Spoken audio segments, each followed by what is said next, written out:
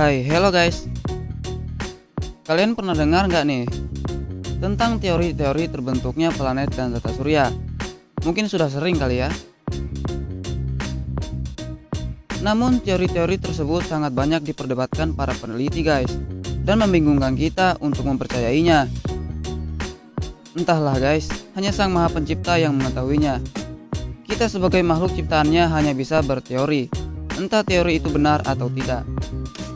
Nah, di video kali ini aku akan membahas tentang teori terbentuknya tata surya beserta isinya ya guys. Di sini aku melansir dari laman tirto.id.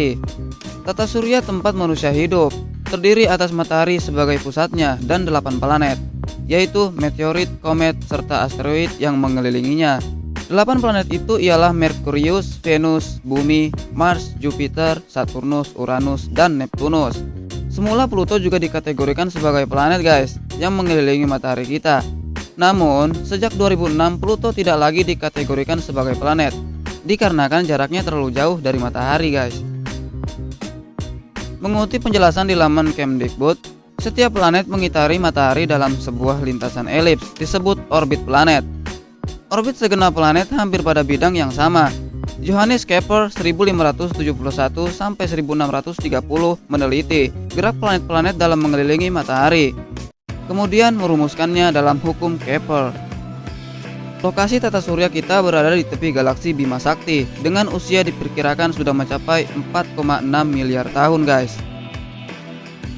Adapun Bima Sakti yang memiliki miliaran bintang serupa matahari, hanya salah satu dari sejumlah galaksi yang sudah dikenali selain Magellan, Andromeda, dan lainnya.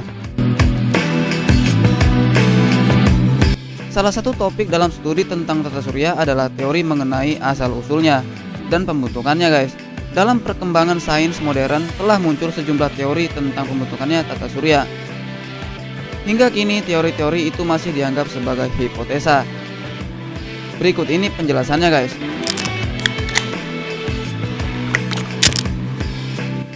Teori kabut nebula.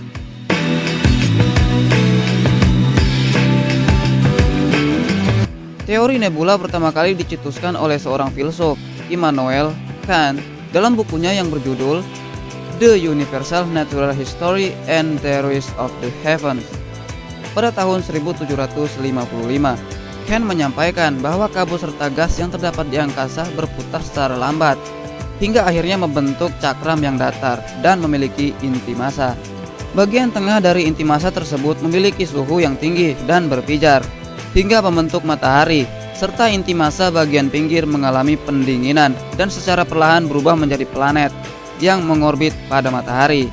Pendapat tersebut berbeda disampaikan oleh astronom Prancis, Pierre-Simon de Laplace, dalam bukunya yang berjudul Exposition of a World System, yang diterbitkan pada tahun 1796. Ia menyampaikan bahwa tata surya berasal dari kabut gas yang berputar dengan cepat serta memiliki suhu tinggi. Dengan kecepatan yang tinggi, akhirnya membuat materi bola gas terlempar ke sekelilingnya.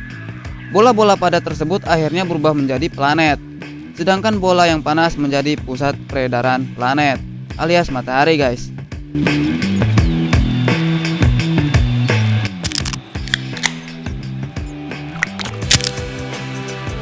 Teori awan debu.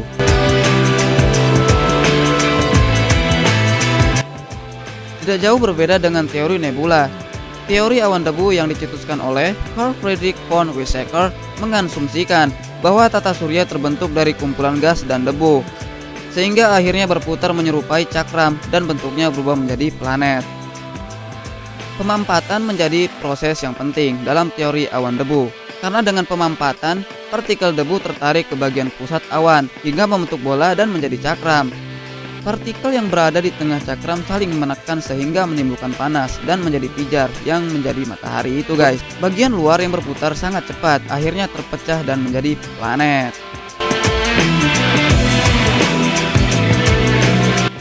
Dalam perkembangan teori awan debu, sosok Gerhard Peter Kuiper juga menjadi tokoh penting karena ia menyempurnakan gagasan dari Carl Friedrich von Weizsäcker.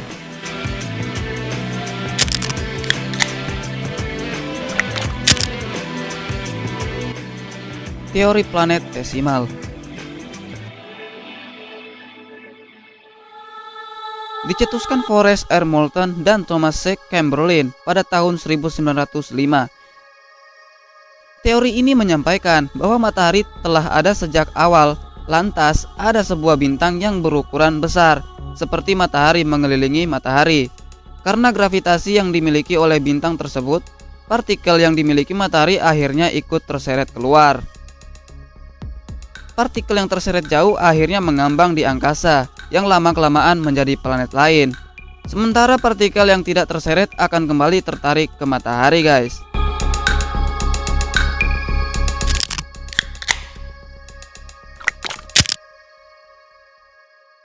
Teori pasang surut.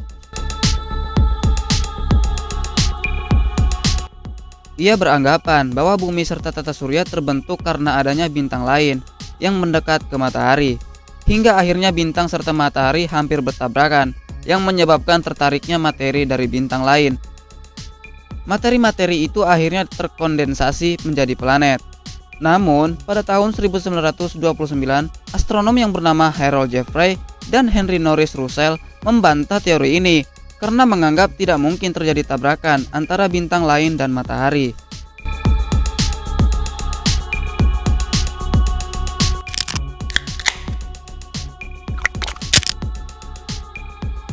Teori kondensasi. Teori ini dikemukakan astronom Belanda J.P. Kuiper pada tahun 1950.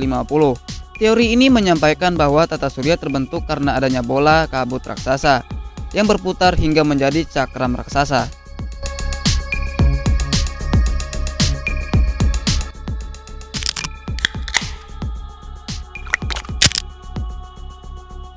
Teori bintang kembar.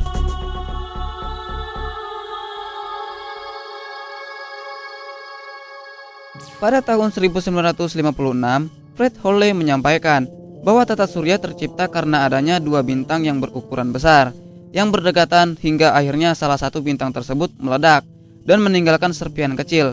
Karena gravitasi yang dimiliki oleh bintang, akhirnya serpihan hasil ledakan mulai mengelilingi bintang tersebut.